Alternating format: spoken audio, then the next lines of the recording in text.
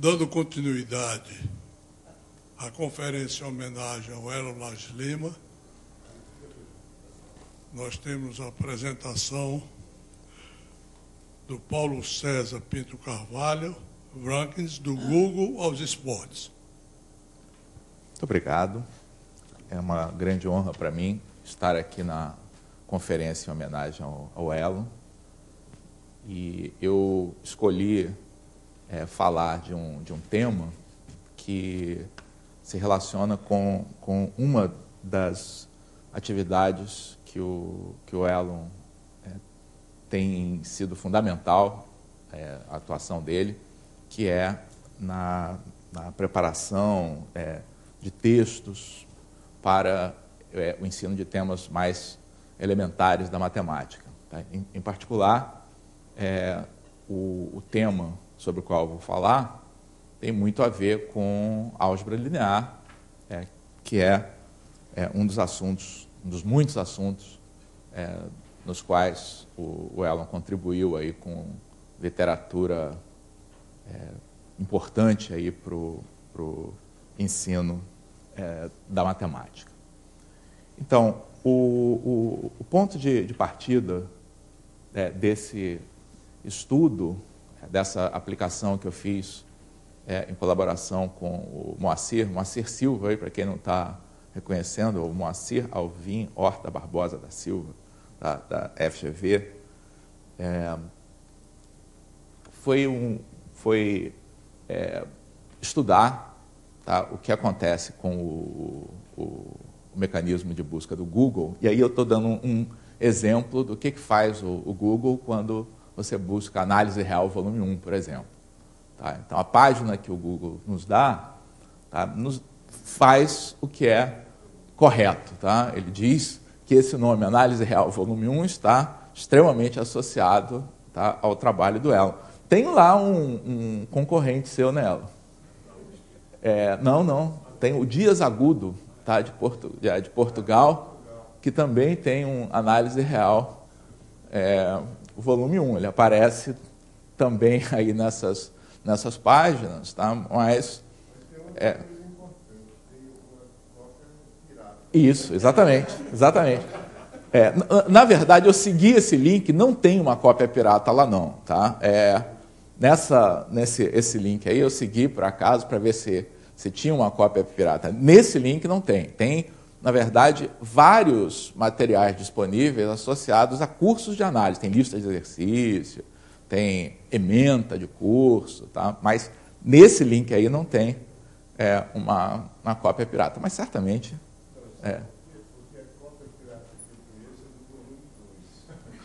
pode ser. Esse link não tem a cópia pirata. Mas então, o ponto fundamental é essa habilidade do Google, né, de fornecer as páginas certas, tá, entre aspas, quando você faz uma busca por uma lista aí de palavras-chave.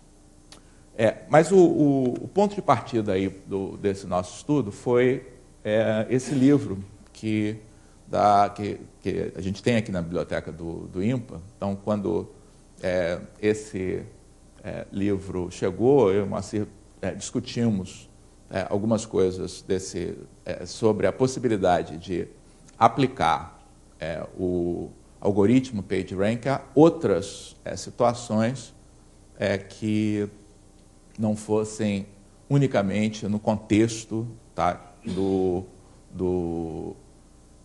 dos mecanismos de busca aí da internet. Então, eu vou passar brevemente aí sobre como funciona o PageRank, que é o algoritmo aí que está por trás do Google, para ver como é que nós adaptamos esse algoritmo para finalidades mais nobres, como, por exemplo, para descobrir se o Brasil fica na frente ou atrás da Argentina no ranking aí das seleções de futebol.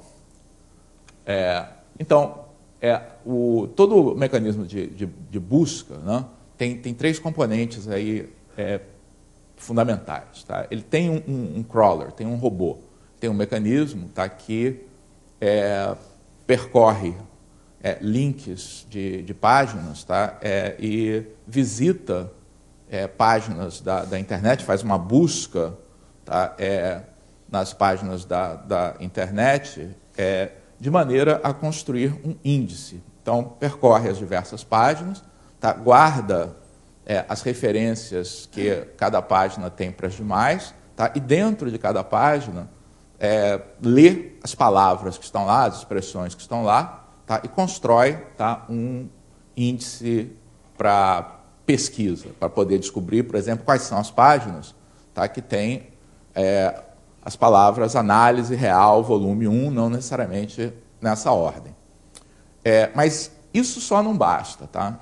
E, na verdade, o que fez o Google ganhar da concorrência, tá, de ser percebido aos poucos como sendo um mecanismo de busca que fazia um trabalho melhor que os demais, tá, não encontrar as páginas, mas colocar as páginas na ordem certa, tá, entre aspas, numa ordem boa, tá, numa ordem em que as páginas mais importantes, segundo algum critério, tá, viessem antes.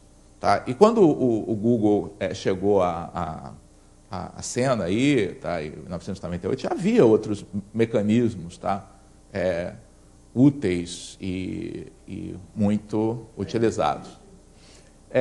O Yahoo, com certeza, o Alta Vista, sim, foi comprado por uma outra... Mas não tem a...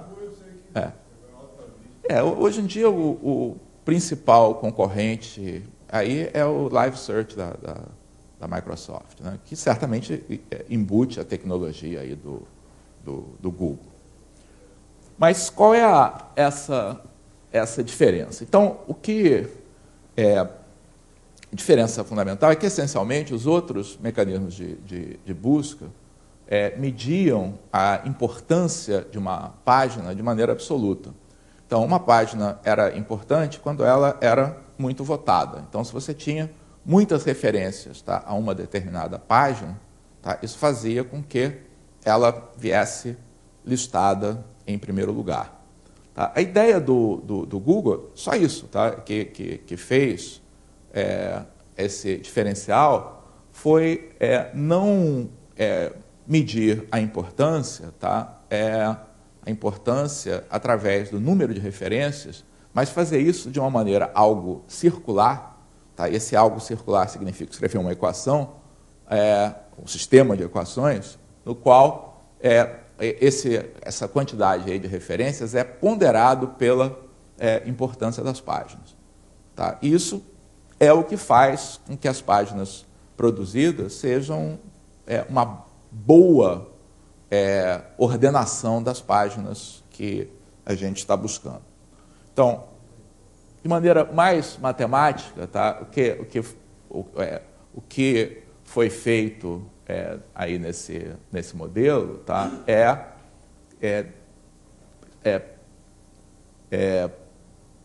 prescrever que a importância, que a gente está representando aí por R de rank, né, que é a terminologia usada aí pelos criadores aí do Google, tá, é determinada linearmente, tá, como uma média ponderada, tá, das importâncias das páginas que apontam para a página em questão, para a página I, tá, onde a ponderação, tá, é dada pelo número de referências que existem nessa página. Então, se você tem uma página que tem milhões aí de referências a outras páginas, tá, então o fato da página, por exemplo, lá do análise volume 1, que apareceu em primeiro lugar, ser referida, tá, por essa página onde existem milhões de outras, é relativamente menos importante do que uma página que tenha poucas referências. Tá? Então, entra nesse critério o número, tá, de referências contidas em cada página, tá, e a importância, tá, da página onde essas referências aparecem. Tá? Isso nos leva, tá, a uma formulação desse tipo. Quer dizer, as medidas de importância, tá, os ranks aí das páginas, tá, são a solução de um problema de autovetores. Tá? Então, você quer, da notação aí que a gente está seguindo, no autovetor à esquerda, tá, aí de uma matriz, tá, em que as entradas são exatamente em cada linha, você conta quantas são as referências. Então, cada linha corresponde a uma página. Tá? Então, a gente vai ver um exemplo depois. Então, você considera todas as referências que emanam dessa página, tá? E coloca um peso 1 sobre o número de referências para cada uma delas, 0 nas demais posições.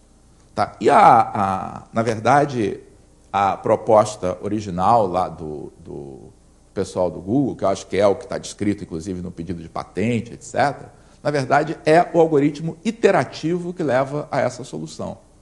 Tá? Então, o algoritmo, tá, que é utilizado e que, na verdade, é fundamental que se aplique um algoritmo iterativo. Tá? Hoje em dia, a estimativa é que o Google, ao calcular, tá, esse tipo de importância, faz isso com cerca de 10 bilhões, tá, de páginas da internet. Tá? Então, claro que é completamente impossível encontrar soluções aí desse sistema desse tamanho, tá, por métodos que dependam de eliminação, tal, coisa parecida. Muito antes de você... Oi? Qual a definição de referência? Referência é quando você tem numa página um link para outra. É isso que eu estou me referindo. Na internet. Então, por exemplo, a página na página do IMPA, na página do IMPA não, mas dá um exemplo. Toda vez, por exemplo, que alguém publica, tá, um curso, faz referência a outros materiais que estejam na internet. Cada vez que você tem um link, tá, na internet, isso conta com uma referência. A gente vai ver um exemplo já. Então, a proposta aí original aí do Google não era nem mesmo uma formulação matemática como um problema, tá, de vetores. Tá? Era um algoritmo iterativo, tá, que você começava com importâncias iguais para todas as páginas da internet e iterava, tá, usando esse esquema onde você ajustava essas medidas de importância, né, de acordo com aquela matriz H que a gente está definindo. Tá? E aí, questões que se colocam aí, se esse procedimento necessariamente converge, tá? Isso converte uma solução única, ou seja, o fato da gente escolher aquele vetor de importâncias com todas as componentes iguais, tá? Se eu trocar isso aí para uma outra solução inicial, se isso vai alterar a solução. E aí a gente vai desembocar num corpo aí de teoria, tá, bastante conhecido, tá? Mas só para exemplificar por que a resposta é não, tá, da maneira como as coisas foram colocadas ali, tá, vamos supor, tá, essa internet extremamente simples, tá, no qual existam apenas 6 páginas, tá, nessa web. A página 1 tem referências para as páginas 2 e 3. Tá? A página 2 não tem referência nenhuma. Então, a página 2, por exemplo, pode ser um PDF aí de um artigo. Tá? Então, lá não tem um link físico aqui da internet para outras páginas. A 3 aponta para 1, 2 e 5, a 4 para 5 e 6, tá? E assim por diante. Então, se nós formos montar aquela matriz H a que eu me referi, nós vamos encontrar, tá, essa matriz, tá, que diz como é que as importâncias de cada uma das páginas, tá, vão ser distribuídas para as demais, tá, com base nesses links. Tá? E aí a gente vê que na verdade, tem duas coisas aí que fazem com que essa nossa solução, tá, primeiro, ela não vai... a gente não vai ter solução aí nesse caso por causa daquele vetor de zeros ali naquela linha, né? Então, isso aí vai fazer com que a gente não tenha solução, tá? E o fato de nós termos aquele bloco, tá, de zeros, tá, ali, tá, faz com que a solução que a gente vai obter, mesmo consertando o problema daquela linha, porque o que está dizendo aquele bloco de zeros? Está dizendo que as páginas 4, 5 e 6, elas se autorreferenciam, tá, e não referenciam mais as páginas 1, 2 e 3. Tá? Então, as soluções que a gente vai ter, tá, para esse sistema são indesejáveis no sentido que elas vão atribuir peso zero às demais, tá, e colocar toda a massa, tá, em 4, 5, 6, que é algo que a gente não quer fazer. Tá? Então, o método lá do Google corrige, tá, esses problemas substituindo aquela matriz H, tá, por outra matriz G, tá, para a qual a solução desse problema existe, tá, e é única. Tá?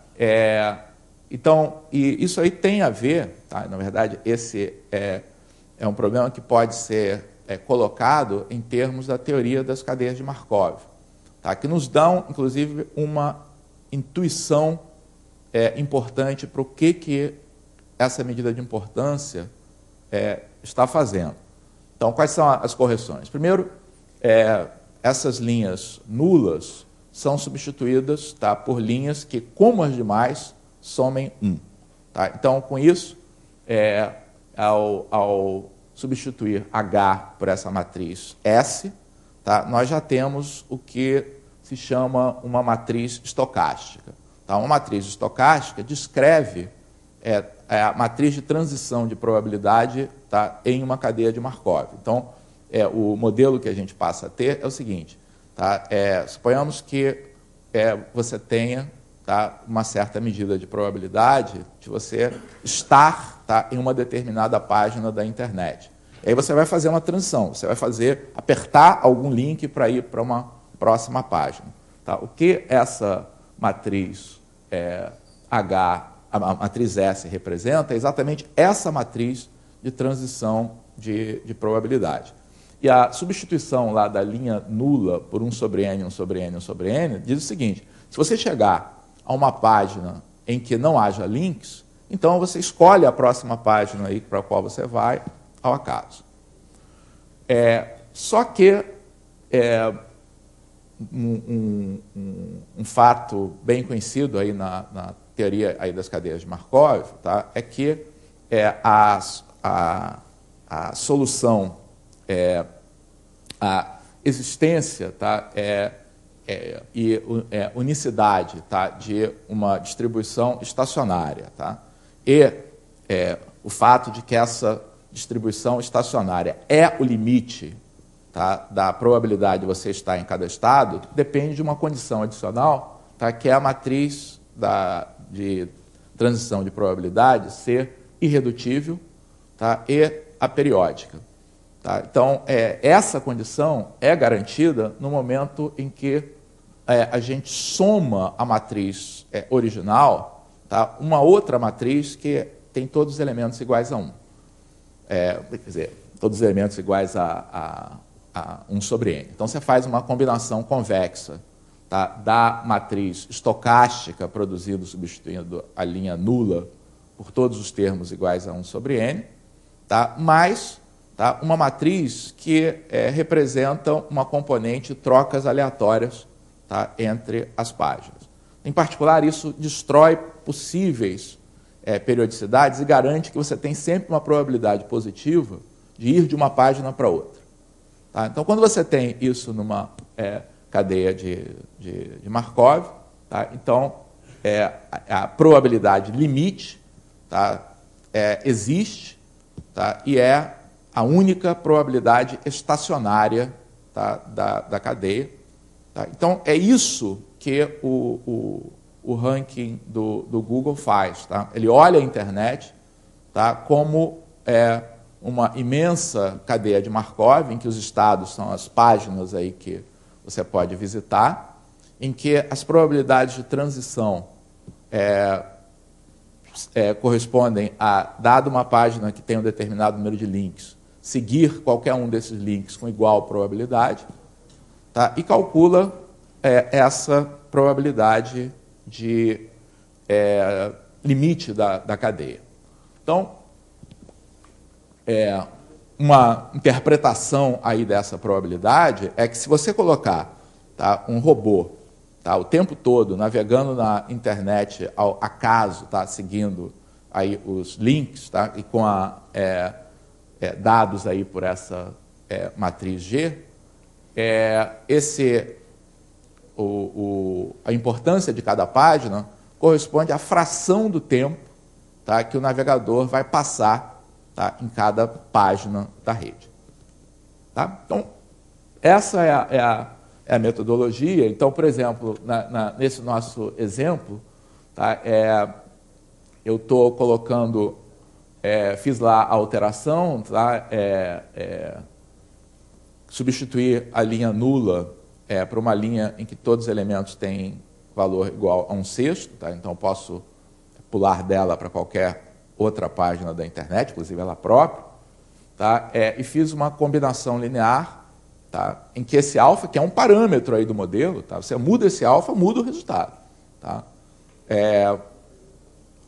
Obtive essa matriz G, e aí resolvendo o problema de alto valor de autovetores associado a essa matriz G, tá? Nós encontramos, tá, essa medida de importância, esse vetor R que está aqui. Oi. Esse é um dado, um elemento de engenharia aí do processo. Tá? Não tem... e os métodos todos aí que eu vou descrever, são um pouco sensíveis, tá, a esse alfa. Você altera esse alfa, altera ligeiramente o resultado. Mas o que a gente tem que ter em mente aqui, tá, é que não necessariamente a gente precisa ter, digamos, a melhor ordenação, até porque isso não existe, é meio subjetivo. Não, escolhi o... sim. Não, a ideia, tá, é que o que eu vou... o peso que eu vou atribuir lá a componente que é puramente aleatória, intuitivamente é um peso pequeno. Tá? É um peso só para corrigir esse problema que me levaria a soluções nulas lá para aquelas páginas. Tá? Então, se eu tivesse aqueles pesos iguais a 0 lá para as páginas 1, 2 e 3, isso não me permitiria distinguir entre elas, ordená-las de algum modo. Então, na verdade, o espírito é que esse alfa seja um valor pequeno. Tá? Eu não sei se é o alfa ou 1 menos alfa, depende de como eu escrevi. O alfa é quase 1. Tá? O 1 menos alfa seja um valor pequeno, tá? Só para eliminar o problema da unicidade aqui da solução e para evitar também valores iguais a 0, que numa cadeia de Markov seriam estados transientes. Tá? Probabilidades, quando você tem um estado, tá, do qual você pode sair e nunca mais voltar, então as probabilidades estacionárias vão atribuir probabilidade 0 a esses estados. O que acontece aqui, tá, das páginas 1, 2 e 3, tá, se você pular, tá, para 5, nunca mais você volta a 1, 2 e 3. Então, qualquer probabilidade estacionária vai ter valor 0 aí para essas páginas. Então, isso não permite distinguir 1, 2 e 3, qual é a ordem de importância entre elas. Então, isso é indesejável na hora de construir esse ranking. Então, você precisa de algum peso para a componente aleatória, que tipicamente vai ser pequeno. Agora, o que é pequeno? Não sei. Aí tem que... provavelmente isso o pessoal do Google não diz também. Oi? Claro. Provavelmente o método para calcular deve ser um negócio tipo, por fato dessa matriz, ela era cone positivo estritamente dentro dela mesma. Então, ela é uma contração no espaço projetivo. E sendo uma contração, isso deve correr muito rápido se você sair iterando ao cone positivo. Isso deve iterar muito rápido na direção do alto espaço do alto valor 1 dessa matriz. Pois é, mas eu acho que uma coisa de engenharia aí, tá, é que quanto menor o peso da matriz puramente aleatória, digamos, melhor é o ranking, porque reflete melhor, mas a convergência vai ser mais lenta. Não, exatamente. Essa é a questão. Essa que é a culinária. Porque exatamente. Quanto mais ele se torna positiva a matriz, digamos assim, mais rápido essa convergência. Sem dúvida. Mas aí ele perde a informação que está... E aí não interessa. Exatamente. Aí o ranking vai para o brejo. Então ele tem que botar esse índice bem pequeno.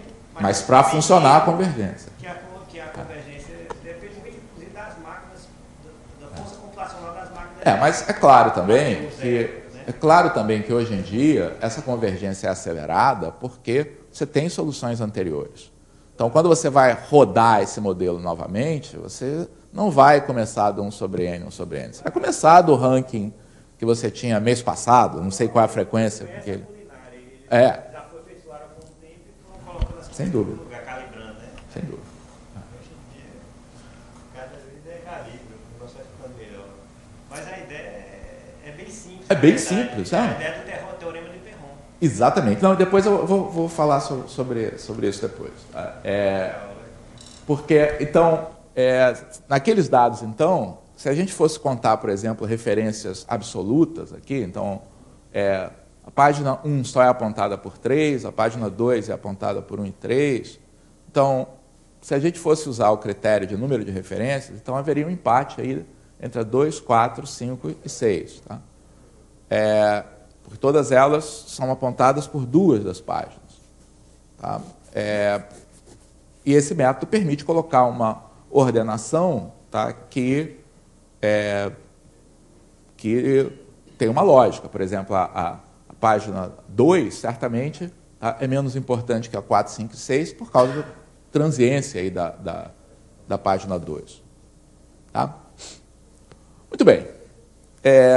Então, o tema aí do nosso trabalho, tá, foi tentar usar a mesma metodologia, tá, para fazer ordenação, tá, em situações, em esportes, tá, em que você tenha confrontos não estruturados, tá, entre os jogadores ou equipes. Então, num torneio em que você tenha um torneio completo, né, em que todos jogam contra todos, é muito fácil estabelecer uma ordenação. Então, você estabelece um critério aí de premiação por vitória, empate, etc., como no campeonato nacional, e vê quem é o campeão, lista aí os times. Infelizmente, o Fluminense do Elon não está muito bem aí nesse critério, mas isso não ocorre quando a gente vai ver aqui 2 exemplos de situações em que esse tipo de coisa não funciona. Tá? Então, nós pegamos aqui 2 dados, tênis, tá? Que são todas as partidas de tênis de um torneio. Tá? Roland Garros desde 1968. Tá? São 5.000 partidas, mais ou menos, 1.000 e poucos tenistas, que muitos deles não se enfrentaram. Tá? Então, os tenistas que estavam ativos lá em 1968 não estão jogando com o Nadal, tá, agora.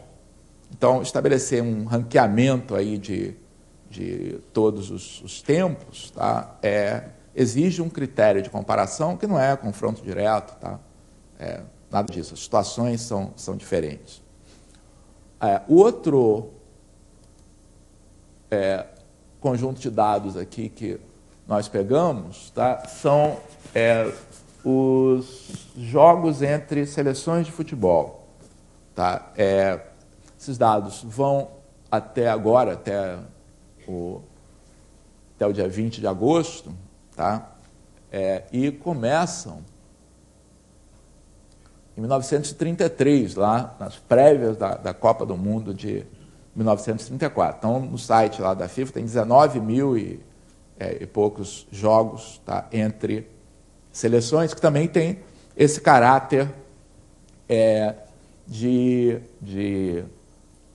não ser estruturado. Quer dizer, as seleções, tá, se enfrentam sem que todas enfrentem, participem do mesmo nível de dificuldade. Tá? Então, coisas como índice de aproveitamento, que você vê percentual de vitórias, tá, não é um critério muito bom. Não é tão ruim. Tá? Então, esse é o resultado aqui que a gente pega, se a gente pegar nos últimos 4 anos, tá? O percentual de vitórias, tá, aí das equipes.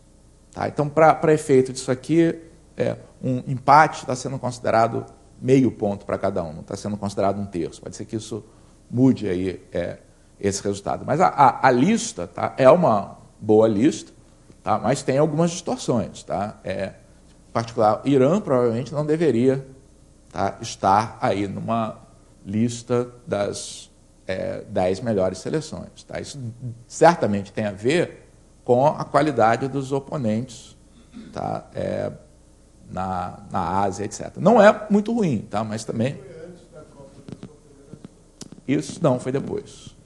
Depois o Brasil passou na frente desse ponto. Não. Esse é o ranking que a gente fez usando só índice de vitórias. Porque o ranking da FIFA não é índice de vitórias. O ranking da FIFA, tá, ele tem elementos que se associam a essas ideias. Mas esses dados eu não tenho assim de maneira organizada. Então, para esses dados são dados aí que são 19 mil jogos entre seleções, tá, e num total de 222 países. E aí tem algumas confusões, né? Por exemplo, a Alemanha muda de status aí. Tem país que existia numa determinada época, não na outra, Tchecoslováquia, República Tcheca. Então, esses países normalmente são considerados países diferentes porque têm códigos diferentes. A Iugoslávia, por acaso, ela manteve o nome, tá? Nos códigos aqui da FIFA é chamado de Sérvia o tempo todo. Tá? Mesmo na época que era Iugoslávia, o código...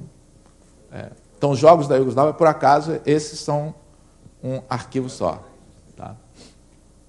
Então, isso que está aí, tá, é percentual, tá, de vitórias, tá, nos últimos 4 anos. Então, o que a gente fez, tá, foi usar essa formulação do PageRank com uma pequena diferença. Né? Tipicamente, lá no modelo do PageRank, a matriz original, tá, tinha zeros na diagonal, porque de uma página, normalmente, você passava para outra. Tá? Nós achamos aqui que o mais apropriado era modelar uma situação, tá, que é aquela situação em que o time que está ganhando permanece, tá, no campo, tá, permanece em quadro.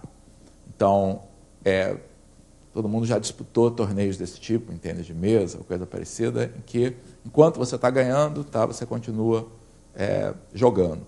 Tá? E é exatamente isso aqui que a gente está modelando com essas probabilidades dadas pelo retrospecto, tá, aí dos times. Tá? No caso do tênis não tem empate, que facilita a vida.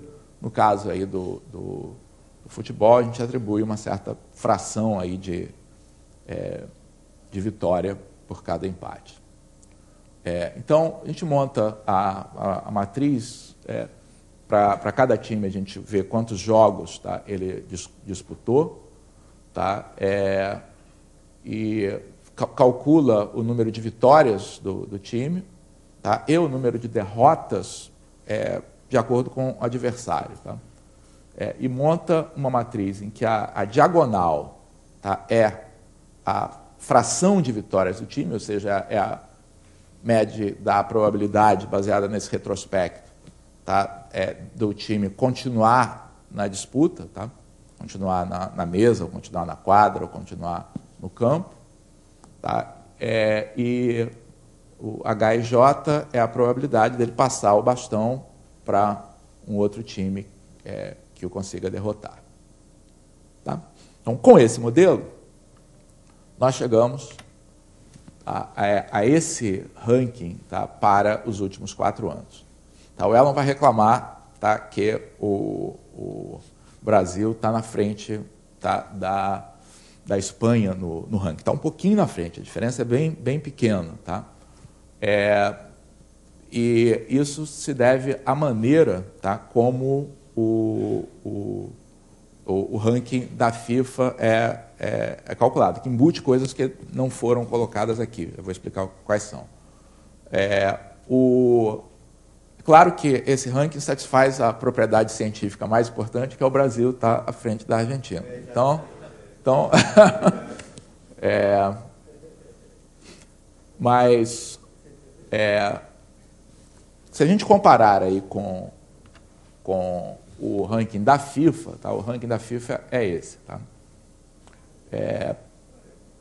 Bem parecido, tá? Tem algumas inversões aí, e algumas das coisas aí mais notáveis é a presença da Rússia aí no ranking da FIFA, tá? No método Google a Rússia não aparece os Estados Unidos. E no ranking da FIFA está bem, acho que é o 11º, aparece logo depois, na verdade. E por que não dá exatamente o mesmo resultado? Por várias razões. Tá? O ranking da FIFA tem o espírito, tá, do método do Google, tá? Porque você ganha pontos no ranking da FIFA por derrotar ou empatar com outras equipes. Tá? E o número de pontos que você ganha, então, se não me engano, no ranking da FIFA é sempre crescente. Tá? Você sempre ganha pontos, ou pelo menos ele é aditivo. Tá? Ele acho que é reformulado a cada ciclo. Então, os pontos que você ganha depende do tipo de jogo. Tá? Então, eu até, naquela tabela lá, a gente tem a descrição do jogo, mas é complicado aí decidir exatamente, porque a FIFA tem uma gradação em que jogos amistosos valem 1, jogos de Copa do Mundo valem 4, mas tem 2 e 3. Então, eliminatória da Copa do Mundo vale 3, é difícil fazer essa distinção. Tá? Ele tem também um fator de amortecimento ao longo do tempo. Ou seja, jogos mais recentes, tá, valem mais para o ranking, tá, do que o nosso, e vale de uma maneira por partes. Então, os jogos do último ano valem 100%, do ano anterior 75%, 50%, até 25% para 4 anos atrás.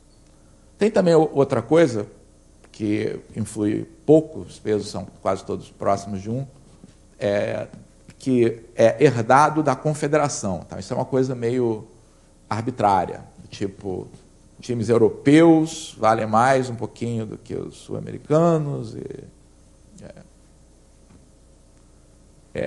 mas tem esse espírito, tá? Porque usa o ranking do adversário calculado, porque esse ranking da FIFA ele é atualizado periodicamente, tá? Se não me engano, mês em mês. Então, ele usa o ranking do adversário na computação anterior. Então, tem esse espírito. Tá? Quando a gente começou a fazer isso, eu tinha a impressão de que esse ranking era uma coisa mais arbitrária, tá? Mas não, ele envolve o ranking em épocas anteriores, o que faz com que, de fato, os métodos sejam parecidos. Então, a gente até tentou rodar um método Google ponderando, tá, pelas competições, mas, por exemplo, Copa das Confederações, para o ranking da FIFA, vale 4 pontos. Tá? Para nós não valeu porque é difícil encontrar todas as Copas de Confederação, do banco de dados, etc. Enfim,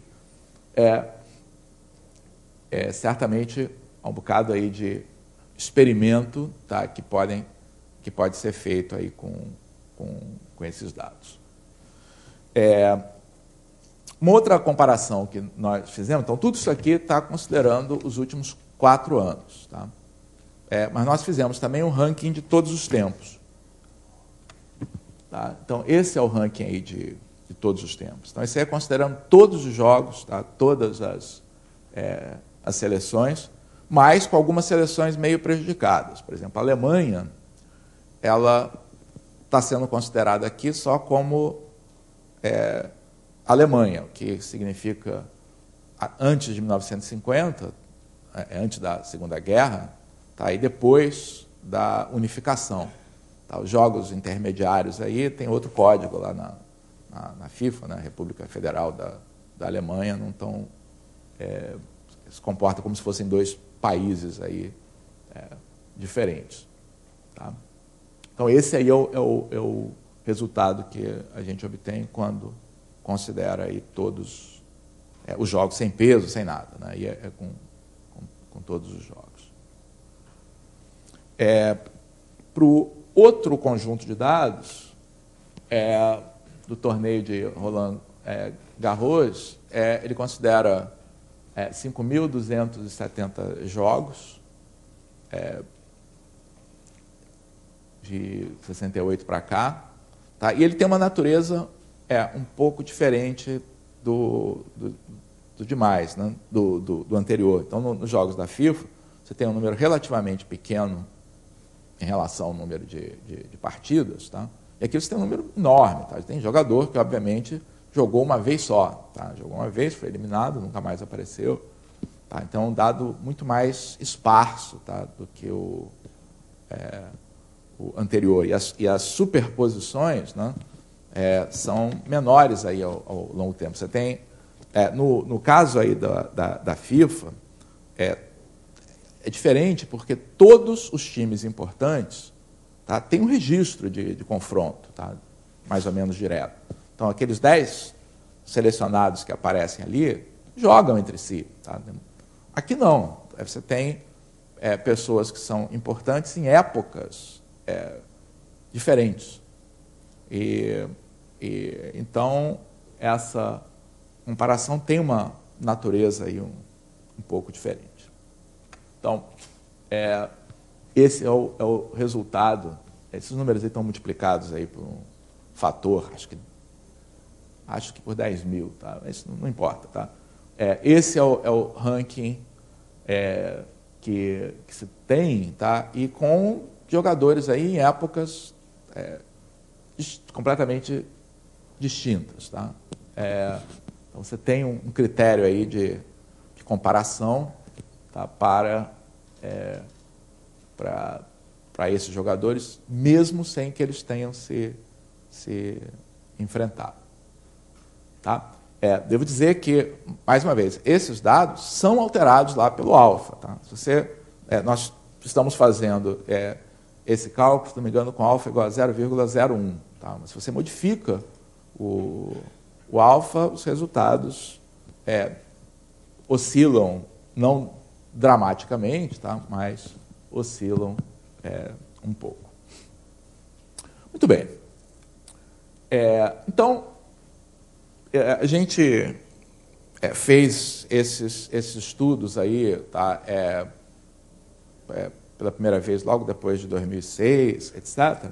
Tá? E aí, tá? Nós fomos olhar a literatura. Tá? O que o pessoal, tá, fez a respeito disso? E aí, tivemos aí encontramos esse artigo, tá? Que, primeiro, interessante é anterior aí ao Google. Tá? Então, esses métodos aí que geraram aí essa tecnologia, para esse contexto, tá, já tinham sido sugeridos aí por esse artigo, tá, que, inclusive, coloca o método de uma maneira mais geral, tá, usando o teorema de Perron-Frobenius, que o anterior é um caso particular dele, né, com o caso de uma matriz estocástica, tá, e que não necessariamente leva, tá, a um alto valor 1, tá, mas pode ser um lambda positivo qualquer. Mas dá essa normalização, tá, pode não ser interessante, tá? Pode ser que você não queira realmente, tá, usar uma matriz normalizada, tá? Isso dá rankings diferentes, tá? Quando você aplica isso aí para matrizes sem normalização, isso altera o resultado, tá? E aí, nesse paper do Kinnan, né, que é esse paper aqui, ele acaba fazendo uma comparação aí de vários métodos, e o objetivo dele é comparar times universitários de futebol, para o qual acontece uma situação parecida. Tá? Não existe... futebol americano, jogado com as mãos, entre as universidades, tá? Que não disputam um torneio organizado, fechado. Tá? Eu nunca entendi muito bem como é que esses torneios são organizados, e é complicado, tá? Você dizer qual é o melhor daquela season lá, daquele ano. Tá? Então, ele, na verdade, comparou aqui vários métodos diferentes, tá? E chega à conclusão de que realmente dão resultados diferentes entre si. Então, nesse artigo dele, uma coisa interessante que ele propõe, até mais geral do que usar uma matriz não necessariamente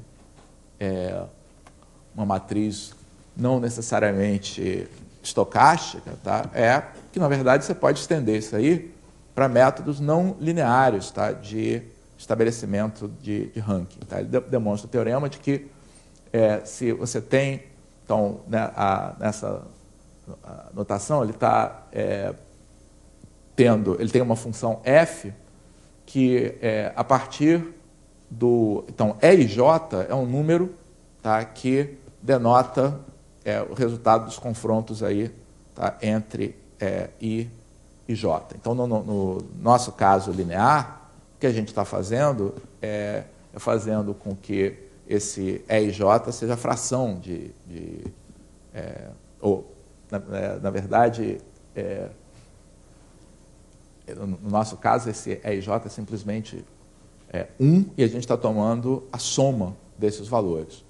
Tá? Mas aqui, na verdade, você pode usar uma função f não necessariamente linear, satisfazendo a essas condições. Ela deve ser estritamente crescente, estritamente côncava, tá? E deve dar um valor positivo para zero, ou seja, você ganha alguma coisa por jogar. Tá?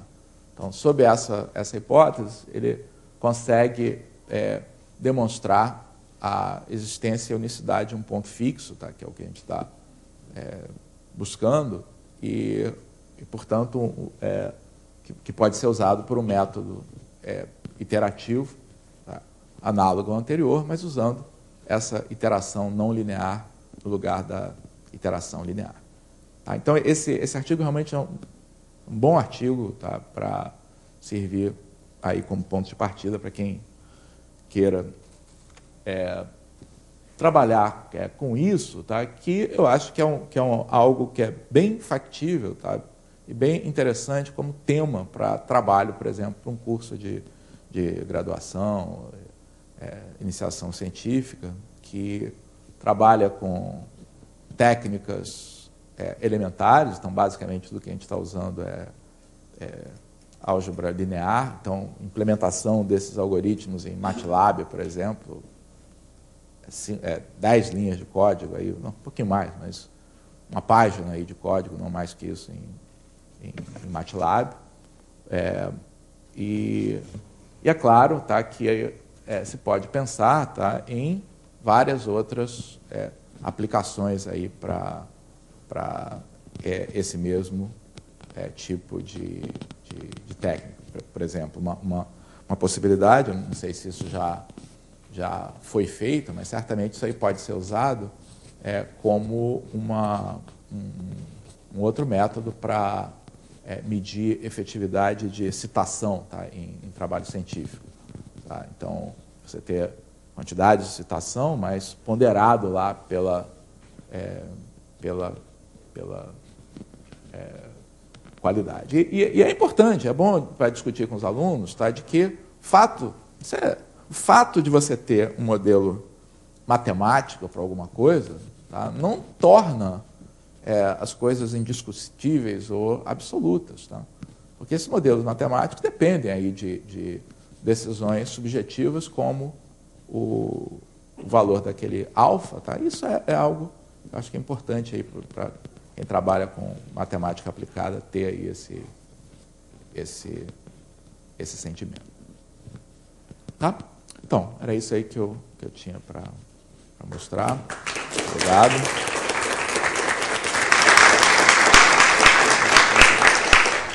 Se alguém tiver alguma pergunta, se alguém tiver interesse nesses dados também, tem disponíveis aí para passar. Alguma pergunta? Oi. Não sei se é o caso de publicar. O que a gente está pensando em fazer possivelmente ter um site para colocar esses resultados, esses arquivos. Pois é, mas montar no site esses resultados, mais como assunto de divulgação. Né? Isso é mais divulgação do que pesquisa. Né? Na verdade, acho que para matemática universitária certamente é um assunto interessante. O Fluminense sair de último lugar. Pois é, não, na verdade a gente também está pensando, discutindo esse tipo de coisa, entrar nesse negócio de fazer estimativas probabilísticas aí, né? São números meio que a imprensa sempre coloca de maneira muito absoluta, né? A probabilidade do Fluminense cair está em quanto mesmo agora? Não, pois é, mas na imprensa está um número assim, tipo 93%. E aí isso é tomado como uma verdade absoluta. Né? E, obviamente, é um modelo matemático muito mais até incertezas e decisões de projeto do que esses que estão aqui.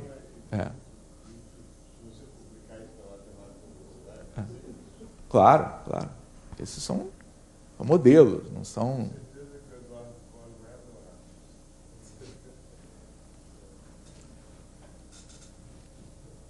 Ok?